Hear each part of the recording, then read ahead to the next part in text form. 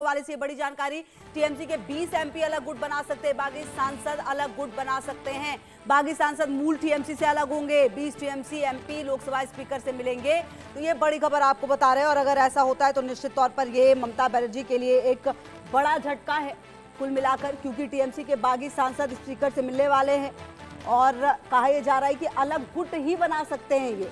अब सवाल ये है कि क्या टीएमसी टूट रही है और आखिरकार चुनाव के बाद जो पूरी परिस्थिति नजर आ रही है वो ममता के बिल्कुल ही विरोध में यहाँ पर नजर आ रही है। अपनी पार्टी को बचाना काफ़ी मुश्किल होता हुआ ममता के लिए, और ऐसे में आपको बता दें कि अगर ऐसा होता है तो निश्चित तौर पर आप ये मानकर चलिए कि कहीं ना कहीं ममता बनर्जी के लिए ये काफ़ी ज़्यादा परेशानी वाला समय हो सकता है, क्योंकि जिस तरीके से विधानसभा चुनाव में ज़बरदस्त हार मिली और उस हार के बाद अब लगातार जो ममता बनर्जी के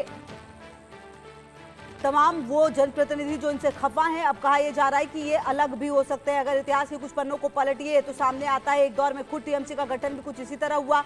वो दौर था 1998 का, जब ममता बनर्जी ने खुद कांग्रेस में विभाजन कर अपना दल टीएमसी बनाया। यानी 28 साल बाद इतिहास क्या खुद ब खुद को दोहराता हुआ नजर आ रहा है। ये अपने आप में बेहद महत्वपूर्ण है, क्योंकि 4 मई को नतीजे आए और उसके बाद आपको बता दें तृणमूल कांग्रेस में उथल पुथल लगातार जारी है। एक के बाद एक या तो विधायक बागी हो रहे हैं या दूसरी पार्टी छोड़ने का मन बना रहे हैं, और कुछ ऐसे हैं जो टीएमसी के केंद्रीय कडार पर देखे जा रहे हैं, जहां सांसदों के बीच मुश्किल समय में पार्टी के साथ खड़े रहने और दल को छोड़ने को लेकर उहापोह की स्थिति है।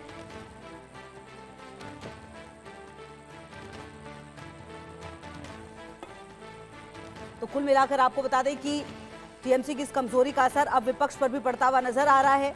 और इसी बीच लगातार जो शिवसेना के यूबीटी के नेता हैं संजय राउत, उन्होंने ये भी कह दिया है कि अगर विपक्षी दलों को आपस में एकता बनाए रखनी है तो कांग्रेस से टूटकर अलग हुए सभी दलों को वापस उसमें मिल जाना चाहिए।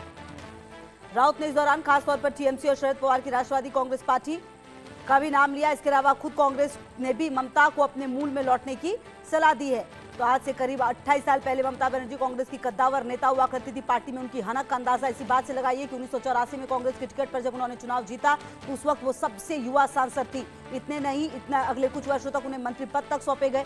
ममता ने आगे चलकर कांग्रेस से अलग बंगाल पर केंद्रित राजनीति करने का फैसला लिया और अपनी मूल पार्टी कांग्रेस छोड़कर 1 जनवरी 1998 को तृणमूल कांग्रेस बनाई। और अब ममता को कमजोर हो रही पार्टी को वापस कांग्रेस का साथ मिलने की सलाह भी दी जा रही है।